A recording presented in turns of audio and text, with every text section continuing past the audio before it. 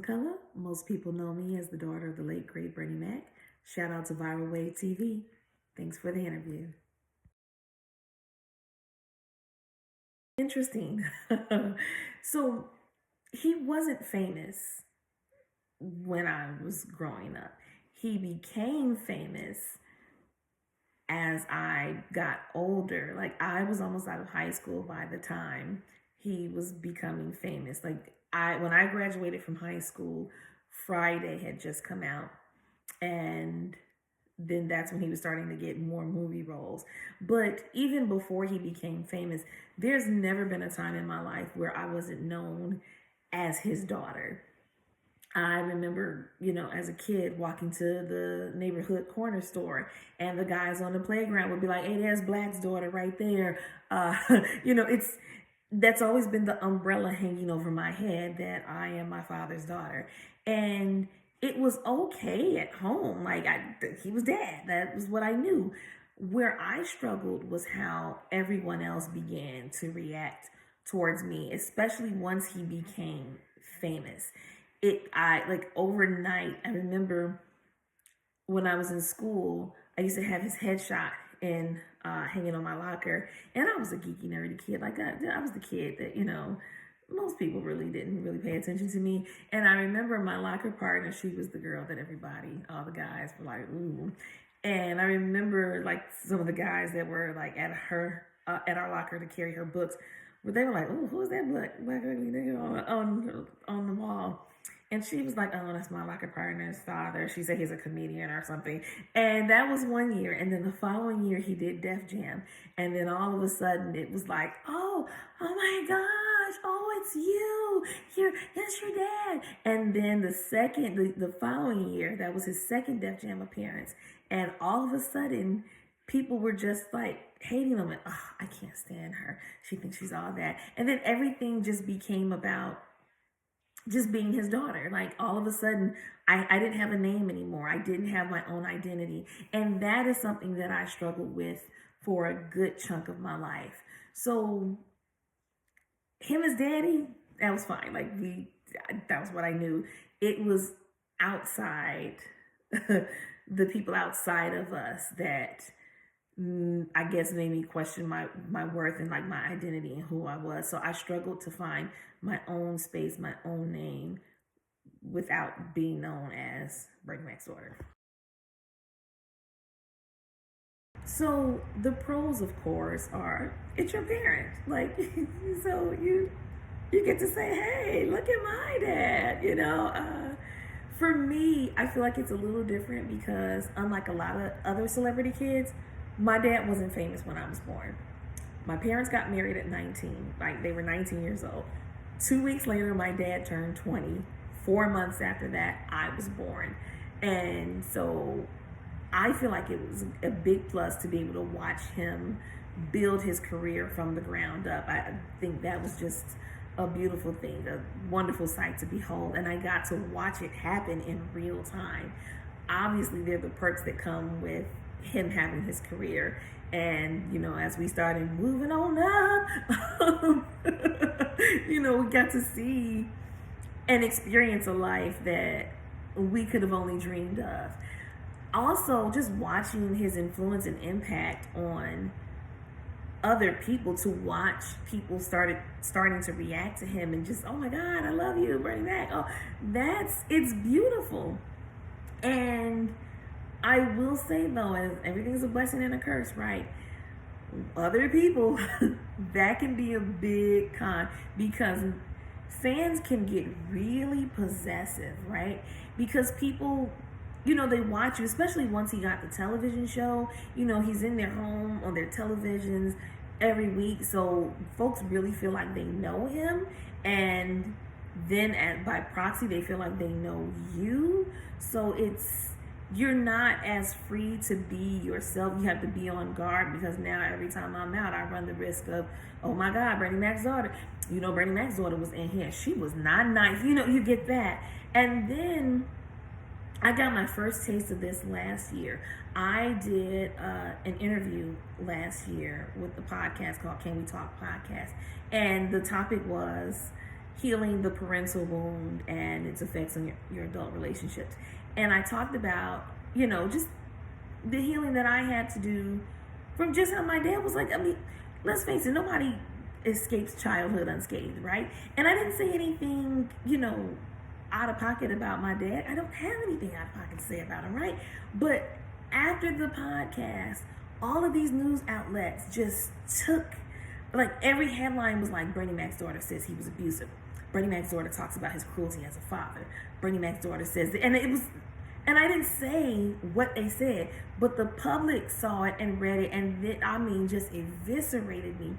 And I've seen it happen, I've seen it happen with my dad, but experiencing it is something completely different. So it is, that's a con. And even just the con, sometimes you just want to be, right? You hear how celebrities are like, sometimes I just want to just be myself. Like, it's that. And it's, for me, I feel like it's a bit magnified since he's died, because folks have elevated him to this almost like deity-like status where it's just like he's damn near Jesus. And don't get me wrong, great man, but he wasn't Jesus. And it's really hard to have people separate the celebrity from, the man. And as such, because he's not a man, that I kind of get it by proxy, and that I would say is those are the cons. No, I never wanted to pursue comedy. No, I always say, like, having grown up around comedians, there's their brains are wired in a completely different way, and I don't have that. I don't have that. And I don't like to be, like, I'm better at it now because I've had to be. Once he died, I kind of got thrust into the spotlight, like, okay, here you go. But I've always been, I'm like, Gina, leave me in the back. I'll be back here singing in the background. I don't want to be front. And, like, it's just out of my comfort zone. But I will say the closest that I came to wanting to be in the business, when I was 14, he did a pilot for a sitcom, and his character in the sitcom had a 14-year-old daughter. And I remember they were talking about auditions, and I was like, well, hey, who better to play your daughter than your daughter? But I don't think he wanted me in the spotlight like that. But he did. He didn't make me, I didn't have to audition in California like everybody else, but he was like, sit down right here.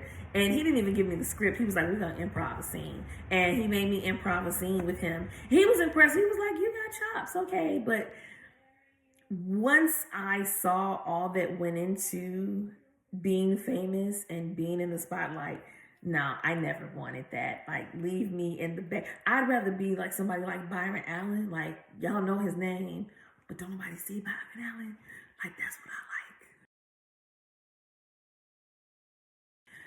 My dreams in life. I want a tiny house in the middle of nowhere where not a lot of people can find me.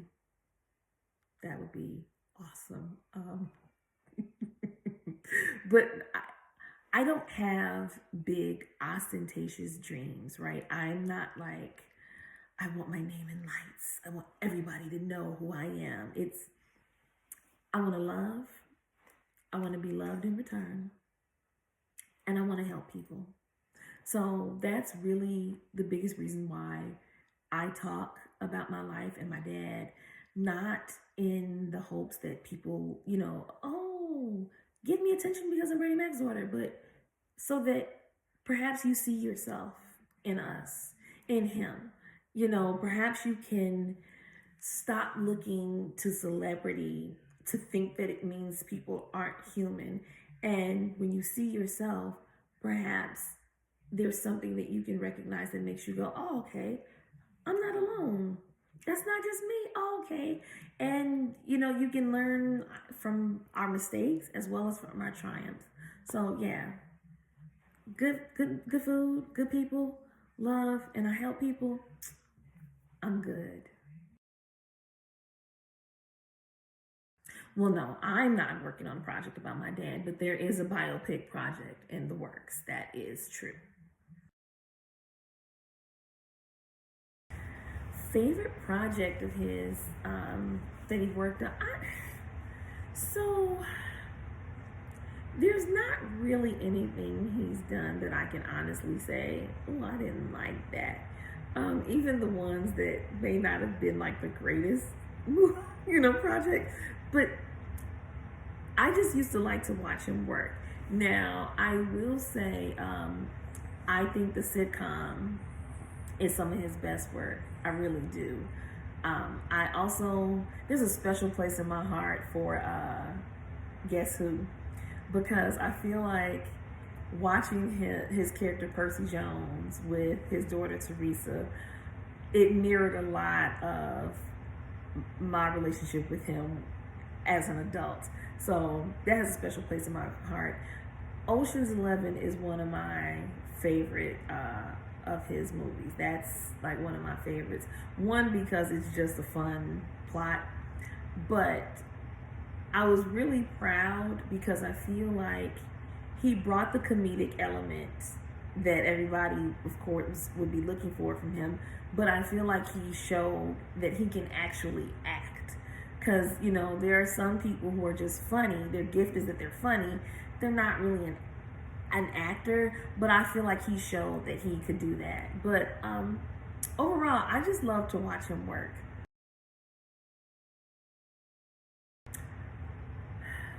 Utterly devastating. Those were the words that I used to describe it when it happened. To this day, I still don't have the words to describe it. It just,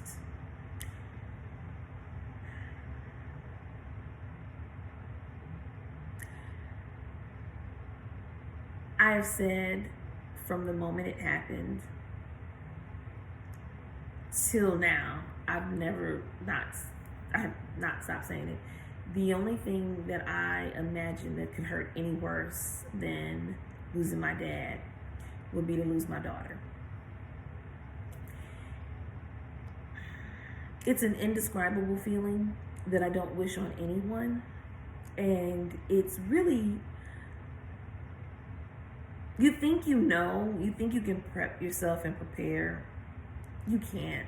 And even now, I'm okay, but I'm nowhere near I'm not who I was before my dad died, and I know I never will be again. So just devastation. Oh, the conspiracy theories. Oh, aren't they just lovely? I hate them. I hate them so very much. Gosh, did I mention that I hate them?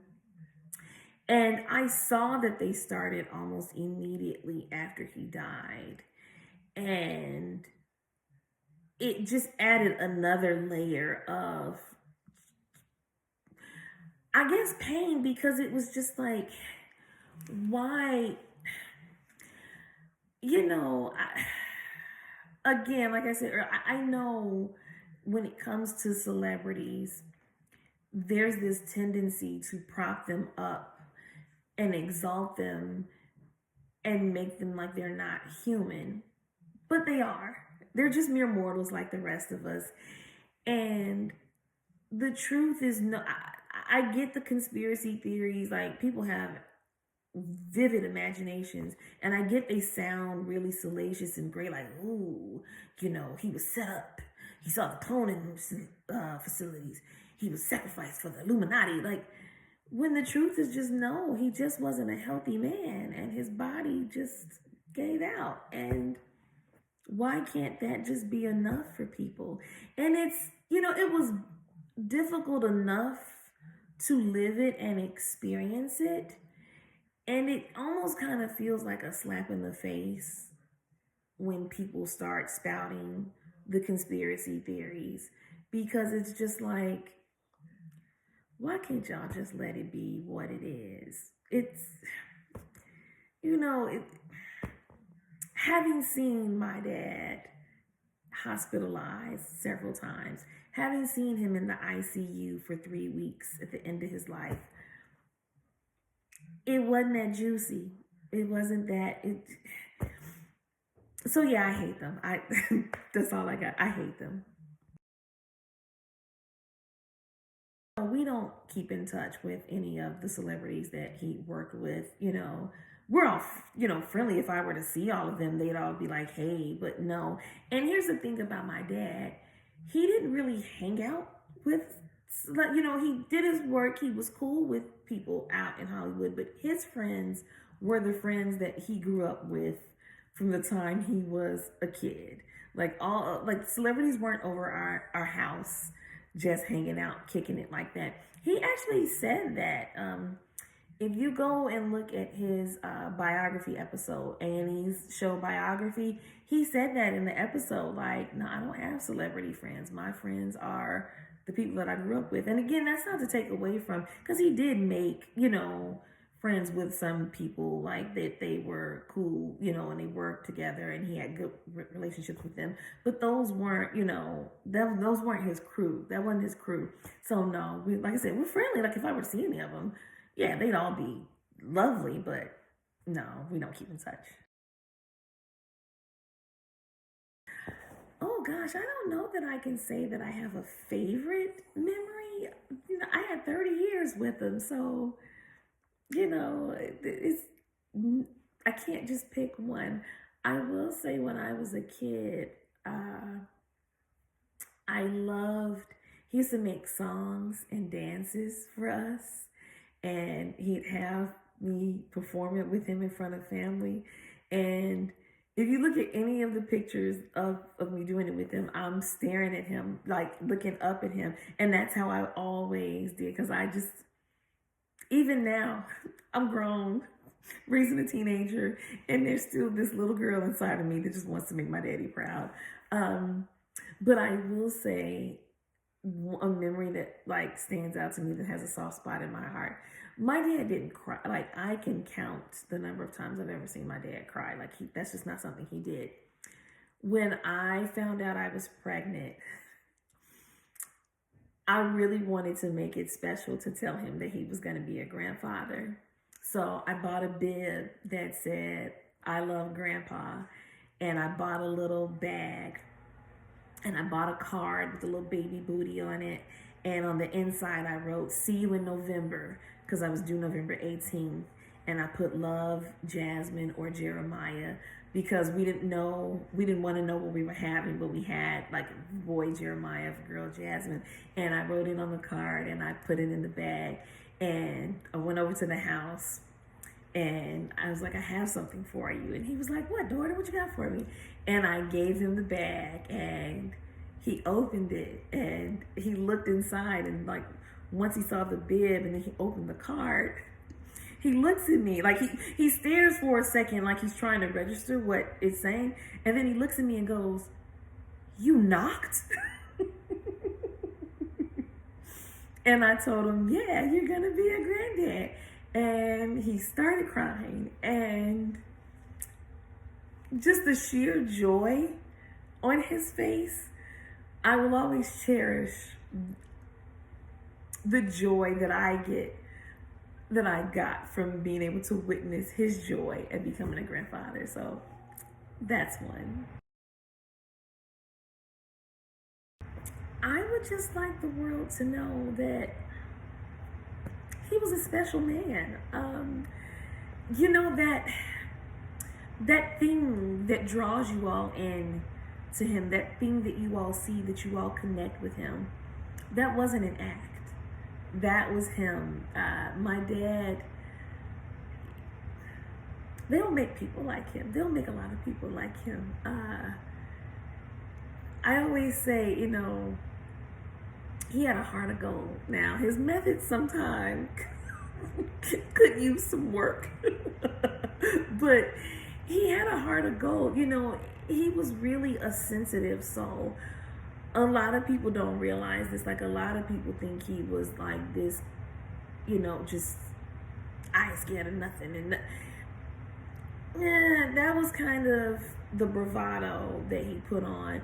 He really was a sensitive soul, and that sensitivity, I think, allowed him to care about people as much as he did.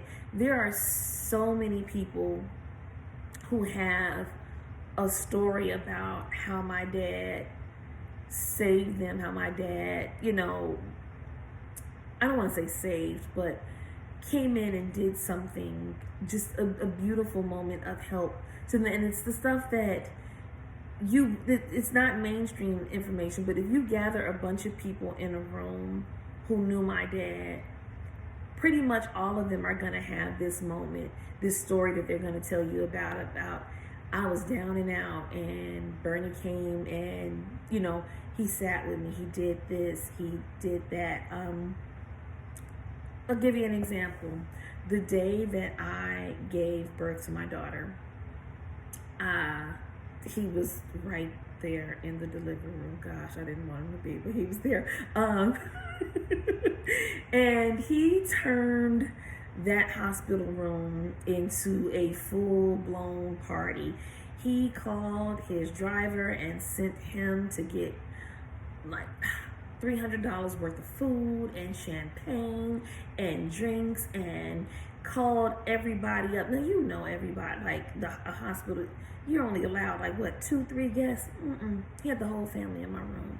And at one point, the nursing staff came and said, hey, listen, we're gonna need you all to quiet it down, please. We're gonna have to ask some of you all to leave.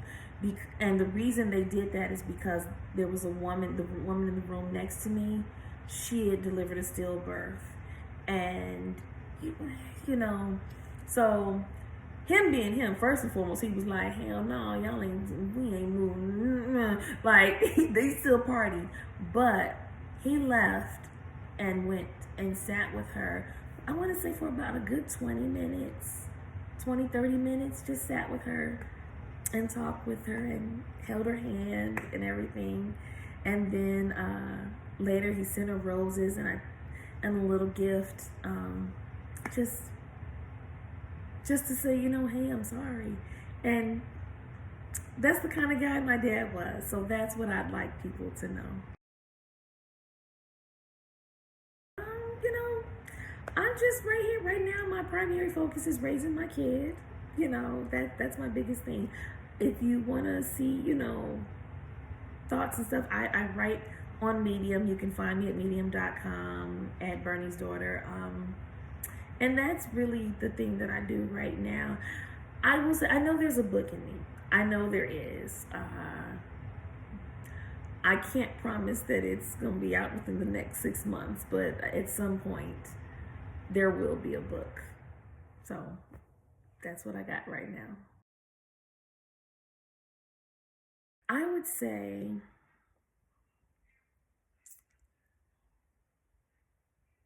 dare to have the courage to love yourself as fiercely as you love everyone else. Like, dare to let your light shine as much as you encourage everybody else to let their light shine. Dare to be as audacious as you tell everybody else to be. Dare to nurture yourself as much as you nurture everybody else, because you are just as worthy and beautiful and deserving of it as everybody else. So, who you with?